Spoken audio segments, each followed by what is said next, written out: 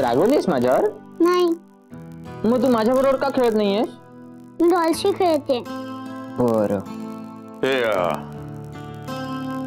मला जरा शुभदाशी बोलायचंय. काय झालं? काहीतरी झालंय. ही डॉलशी ए काय ग? आमच्या शुभ्राला त्रास नाही द्यायचा, नाहीतर तुला जेवायला देणार नाही मी. आजोबा तिला रागवू नका, कारण ती माझी लाडकी आणि आवडती डॉल आहे. हो तर तुम्ही मला रागवा. तुला कसं रागवून भेटलं मी? तुला रागवून कमी, तुला नाही रागवणार. मला सांग तुला काय काय आवडतं, म्हणजे तुला कोण कोण आवडतं? मला तुम्ही आवडतात. काका, काकू, पुणाजी, आई आवडते. आणि आणि काय? स्वप्नील काका आवडतो. किती किती ते सांगता नाही येणार, पण मला आवडतो. का? का म्हणजे तो मला खेळणी आणून देतो, माझ्याशी बोलतो. जर कोणी मला रागवलं ना तर तो मला समजवतो आणि माझी काळजी घेतो. बाळा, स्वप्नील काका जशी तुझी काळजी घेतो ना, तशीच तो माझी आणि तुझ्या आईची सुद्धा काळजी घेतो. मग मला सांग की तुला स्वप्नील काका बरोबर राहायला आवडेल? हो. कायम?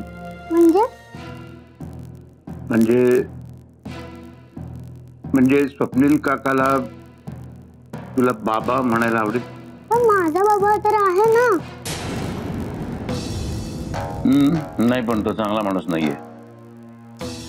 7 वर्षांवर तो खूप वाईट वागला, त्यामुळे तुझ्या आईला आपल्या सगळ्यांना खूप दुःख त्रास सहन करावा लागला. पण माझा बाबा तसा नाहीये. तू भेटले त्याला. नाही, तुझा बाबा एक नंबरचा ढोंगी माणूस आहे, खोटा माणूस आहे. त्याच्यावर कधी चांगले संस्कार झाले नाहीत किंवा तो कोणा संस्कार करू शकला नाही. बघ ना, तर तुला आणि तुझ्या आईला सोडल्यानंतर त्याने दुसरं लग्न केलंच ना पुन्हा. हे बघ, मी केवळ तुझ्या आणि तुझ्या आईच्या आयुष्याची हेळसांड होऊ नये ना म्हणूनच प्रयत्न करतोय. तुला सगळं खोटं वाटतं का मी सांगतो ते बाळा? नाही ना. स्वप्नील काका खूप चांगला माणूस आहे. त्याचा खूप जीव आहे तुझ्यावरती. तू लहान होतीस ना तेव्हापासून त्याने तुझी खूप काळजी घेतली आहे.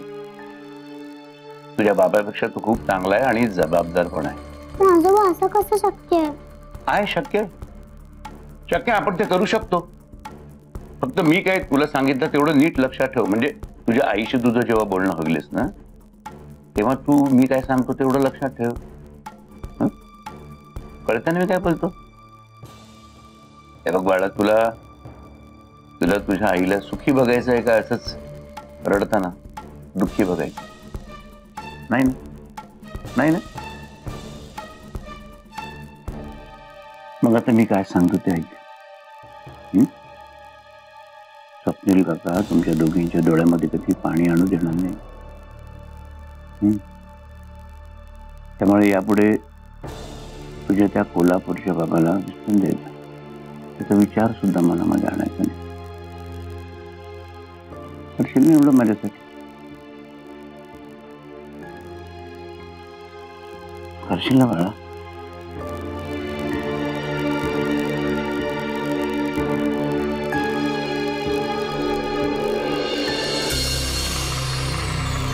नैन तुम्हारे दर्पण मेरा,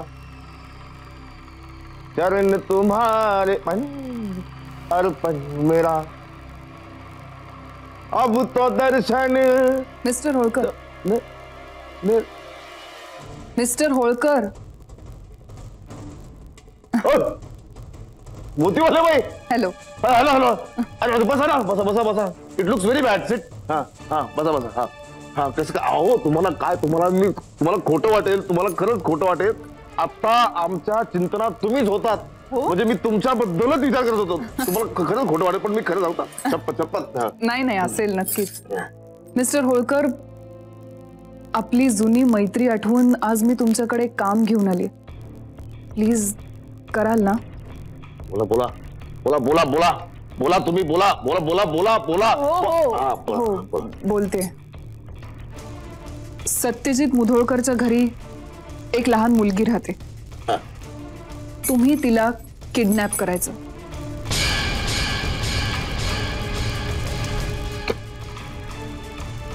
किडनॅपिंग, अपहरण, हो. फिरवती, हेच ना. तुम्ही काय समजता काय बाई? मला काय समजतं? मी रस्त्यावर पॅकेट मारेल लफंग काय? कुणी गावगुंड आहे मी? कुणी? अहो या कोल्हापूर शहरातला अतिशय प्रतिष्ठित नागरिक आहे मी. इथल्या वोटिंग लिस्ट मध्ये नाव आहे माझं. हे बघा, मतदान सुद्धा केलंय मी. दिसलं? काहीतरी बोलतोय तुम्ही. ठीक ठीक ठीक ठीक ठीक फॉर द टायमिंग. ठीक ठीक ठीक. समजा समजा समजा आम्ही हे काम खास तुमच्यासाठी करायला तयार झालो, तर आम्हाला काय मिळणार? मिस्टर होळकर, मी आहे ना. त्याच्यात काय? त्याच्यात काय काय आहे? काय नवीन त्यात? अहो तुम्हाला मी आता या क्षणी उचलू शकतो. उचलू का तुम्हाला आता? मिस्टर होळकर, थोडासा विचार करा. तुम्ही मला असं जबरदस्तीने इकडे आणणं आणि मी स्वतःहून मनापासून तुमच्याकडे येणं, यात खूप फरक आहे, नाही का? काय बोलताय बाई? काय कसलं बोलताय तुम्ही? अहो मी विवाहित माणूस आहे, लग्न झालंय माझं. मोहात नका पाडू मला तुम्ही, कारण तुम्ही नुसता मोह नाही, मोहाचा अड्डा आहात. बरं, ते सगळं जाऊ दे. मला सांगा, सत्यजितशी असलेलं तुमचं शत्रुत्व ते तुम्ही विसरलात? मिस्टर होळकर, मी तुम्हाला एक चान्स देतेय. त्याचा वीक पॉइंट मी शोधून काढलाय आणि तो मी तुम्हाला सांगतेय. याचा तुम्ही फायदा नाही घेणार? नाही, मला एक कन्फ्युजन आहे. म्हणजे ते एकदा क्लिअर झालं ना की मला काम करायला सोपं जाईल. म्हणजे बघा, म्हणजे मंजिरी बहिणी आमच्या. मंजिरी बहिणी म्हणजे गरीब गाय असं वाटतं धरावे त्यांचे पाय. त्यांना एक मुलगी आहे आणि मंजिरी बहिणी आणि ती मुलगी आता वेगळे राहतात. मग त्या घरात जी मुलगी आहे ती कोणाची? म्हणजे कोण आहे? म्हणजे काय आहे नक्की? म्हणजे कसं आहे? तीच तर खरी गंमत आहे. मिस्टर होळकर, तुम्ही त्या मुलीला फक्त किडनॅप करून घेऊन या, मग तीच तुम्हाला सांगेल ती कोणाची मुलगी आहे ते. थोडा वेळ द्या, काही तास द्या आम्हाला तांबडे बाबांची खासगीत हितगुज करावी लागेल. त्यानंतर मी तुम्हाला काही निर्णय देऊ शकतो. हो की नाही, नाही की हो, हो नाही, नाही हो. त्यामुळे रिक्वेस्ट पेंडिंग कन्फर्मेशन टुमारो. पण मी करावे लोभ असावा. अच्छा, म्हणजे तुम्ही थांबतायच आता? आणि तुम्ही थांबताय म्हटल्यानंतर तुम्हाला मी गीत ऐकवलं पाहिजे? नाही नाही, असं कसं? मी शास्त्रीय संगीताचा आस्वाद घेतल्याशिवाय मी तुम्हाला सोडणारच नाही. गीताचे बोल आहेत, गद्यात सांगतो आधी, मग पद्यात गाऊन दाखवेन तुम्हाला. 16 बरस की बाली उमर को सलाम, 16 बरस की बाली उमर को सलाम, ऐ यार तेरी पहली नजर को सलाम. आता गद्यात, ये मेरा दीवानापन है या मोहब्बत का सुरूर, तू न पहचाने तो है ये मेरी नजरों का कुसूर. चला निघू मी. येत आहे? या तुम्ही, लक्षात ठेवा. म्हणजे काय?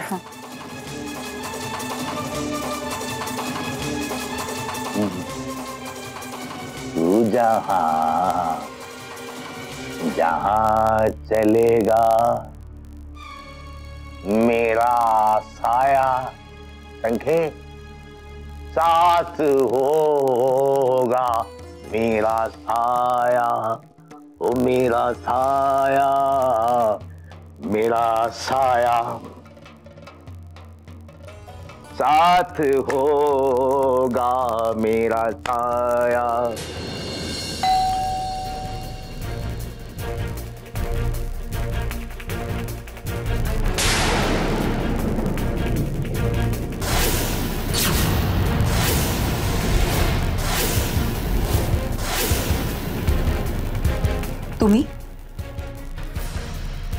तुम्ही इथे काय करताय? तुझ्याशी बोलायचंय. माझं तुझ्याशी बोलणं खूप गरजेचं आहे. पण तुमच्याशी बोलण्याची काही गरज आहे असं मला नाही वाटत आता. मंजिरी, अगं माझं ऐकून तर घे प्लीज प्लीज. मला तुमचं काही एक ऐकण्याची इच्छा नाही आहे सत्यजित. आणि आता आणखी काय ऐकवणार आहात तुम्ही? प्लीज आत्ताच्या आत्ता इथून बाहेर निघा तुम्ही, कारण मला माझ्या घरात तमाशा नकोय. मी इथे तमाशा घालायला आलेलो नाहीये. मी फक्त माझी बाजू मांडायला आलो. दरवेळी तुमची बाजू ऐकायलाच हवी का मी? स्वतःची बाजू मांडण्यात काही चूक आहे का? सत्यजित, जे डोळ्यांनी बघितलेलं नसतं, जे ऐकलेलं नसतं त्याबद्दल गैरसमज होऊ शकतात, पण जे मी माझ्या डोळ्यांनी बघितलंय. मंजिरी, तू घरी येऊन गेलीस हे मला आता आज कळलं. ती बाई तुझ्याशी जे काही वागली. अहो असं काय करताय सत्यजित? जरा आदरानं बोला. लग्नाची बायको आहे तुमची. मंजिरी, मला हेच सांगायचे, ती माझी बायको नाहीये. तुम्ही इथं काय करताय? मी मंजिरीला खरं काय ते सांगायला आलोय. आम्हाला त्याच्यामध्ये अजिबात रस नाहीये. नाही, पण मला खरं काय ते सांगावंच लागेल. तुमचं फक्त नाव सत्यजित आहे हो, पण तुमचा आणि सत्याचा काडीचाही संबंध नाहीये. त्यामुळे तुमच्याकडून कोणत्याच खऱ्याची अपेक्षा आमची नाहीये. हे बघा, मी फक्त इथे हे सांगायला आलोय की प्रिया माझी बायको नाहीये. हो का? प्रिया तुमची बायको नाहीये, पण ती मुलगी तुमचीच मुलगी आहे एवढं तरी मान्य करता ना तुम्ही? नाही, हा मुद्दा काय ना नेमकं कळू देता मला.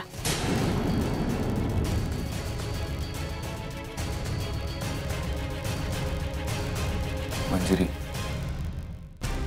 प्लीज माझ्यावर विश्वास ठेव. याच्यात कुठलंही कोड नाहीये. या सगळ्याची सुरुवात आपल्या डिवोर्स नंतर झाली, जेव्हा मी जेलमध्ये होतो.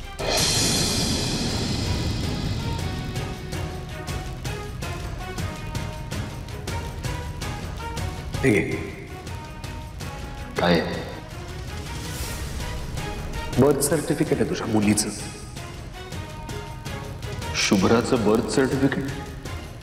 शुभ्राचं नाही रे, त्या हरामखोर बाईच्या पोटात जे मूल जन्माला घातलंस त्या मुलीचं बर्थ सर्टिफिकेट आहे ते. मला कळेल असं बोलशील का सुहास? काय पण साळसूतपणाचा हा वाटतोय. तुझ्या आणि प्रियाच्या मुलीचं बर्थ सर्टिफिकेट आहे ते. ह्या जीवाला जन्म दिल्यानंतर काही तासातच परागंदा झाली हॉस्पिटलमधून. चांडाळी कोणची.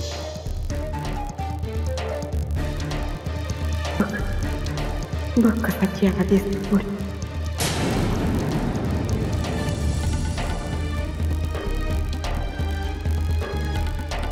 आपला घटस्फोट झाल्यानंतर तू शुभ्राला घेऊन कायमची निघून गेलीस.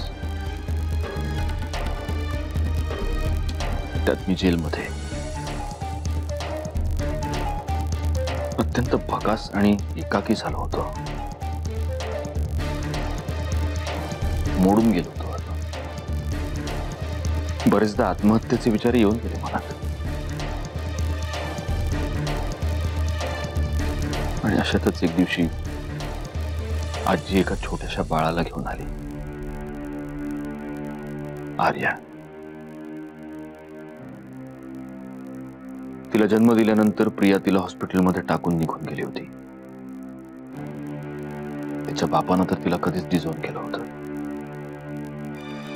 विचार केला की आपणही एकटे आहोत, हे बाळही एकटे आहे. आपणच एकमेकांचे आधार झालो तर. त्या क्षणापासून आर्या माझी मुलगी झाली. आर्या सत्यजित मुधोळकर. गेली 7 वर्ष माझ्या जीवापलीकडे जपतोय मी तिला. माझ्या मुलीसारखी तिला मी लहानाची मोठी केली. माझी मुलगी म्हणून लहानाची मोठी केली. अगं आर्याला तर माहित सुद्धा नव्हतं तिच्या आईबद्दल काहीच. आणि आता अचानक 7 वर्षांनी प्रिया येते. नेहमीप्रमाणे कटकारस्थानं करते, आर्याला वेठीला धरते आणि माझ्या आयुष्यात, माझ्या घरात घुसते. मंजिरी, प्रियाच्या कारस्थानांचा तुला एवढा त्रास झाला तर त्या छोट्याशा जीवाचं काय झालं असेल याचा विचार कर. हो आर्या माझी मुलगी आहे. हो, प्रियानंच आर्याला जन्म दिलाय, पण प्रिया माझी बायको नाही.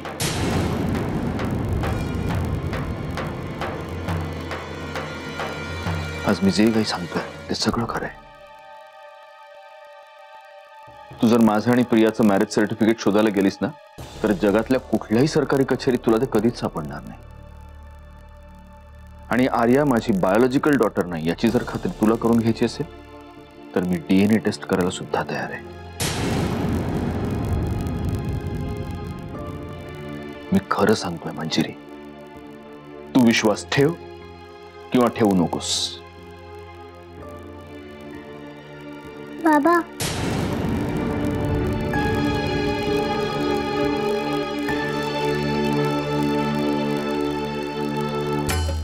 कोणाचं नाहीये तरी माझा तुझ्यावर पूर्ण विश्वास आहे.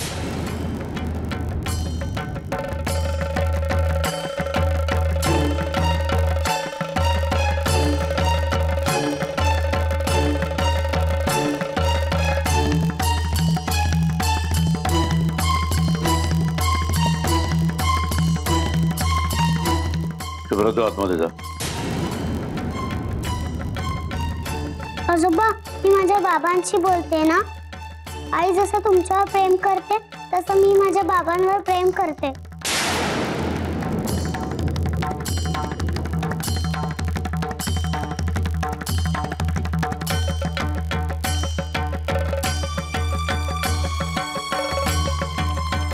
शुभ्रा, सत्यजित, प्लीज जा तुम्ही इथून.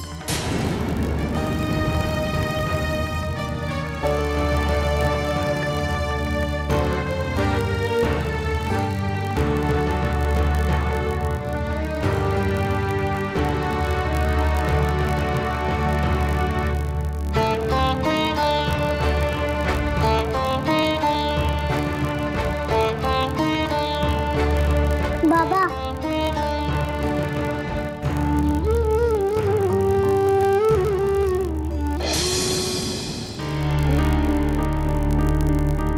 सत्याच्या मनात काय चाललंय या, काय कळणं झालंय बघ नेत्रा. जीव जायचं माझा या धाकधुकीनं.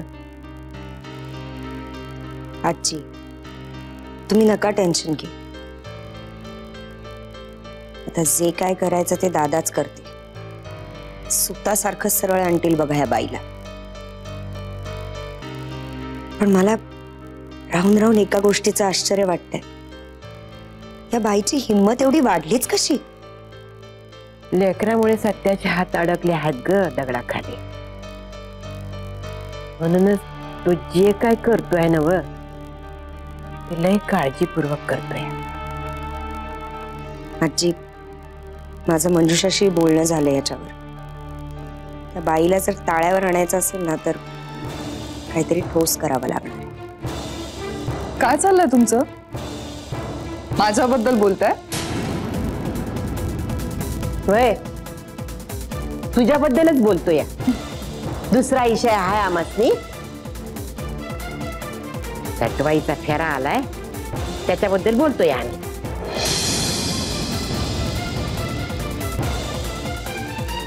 मित्रा, आजी सटवाईचा फेरा बिरा हे बहुतेक तुझ्याबद्दल बोलताय. प्रिया डाली, तुला तर माझी बॅकग्राऊंड खूप चांगली माहिती आहे, तरी सुद्धा मला खिजवायचा प्रयत्न करतेस तू. अगं, ह्याच्याही पेक्षा अनेक वाईट गोष्टी ज्या ऐकू नयेत चांगल्या माणसांनी त्या ऐकल्यात मी. पण तुला म्हणून आवर्जून सांगते, माणसाच्या पापाचा घडा भरला ना की तो फुटतो हमखास. So beware. मित्रा, काय पापाचा घडा बिडा घेऊन बसलीस? पाप नाही, मी प्रेम केलंय माझ्या सत्यजितवर, अगदी खरं खुरं आणि मनापासून. आजी, अहो हे तर मी शालिनी मावशीला सुद्धा सांगितलं होतं. तिला म्हणाले होते फक्त एकदा मला या घराची सून करून घ्या, मग मी नेत्रा तुला गौरांगला सगळ्यांना इतकं सुखात ठेवीन ना की हे मंजिरी विंजिरी तुम्ही सगळं विसरून जाल. बाय द वे आजी, अहो आमचे हे कुठे गेलेत काय माहितीये का? काल रात्रीपासून पत्ताच नाही यांचा. काय ग, काही सिक्रेट आहे? तुला सांगून गेलेत का? हो ना, दादा त्यांचं सिक्रेट फक्त मला सांगून गेलेत. काय? तुझ्या तिरडीचं सामान बांधायला गेलेत ते. So just get ready to die. Netra हे बघ.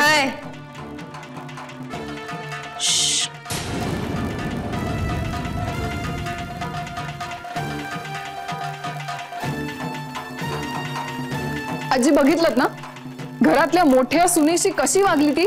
तुम्ही काय बोलत का नाही तिला? आजी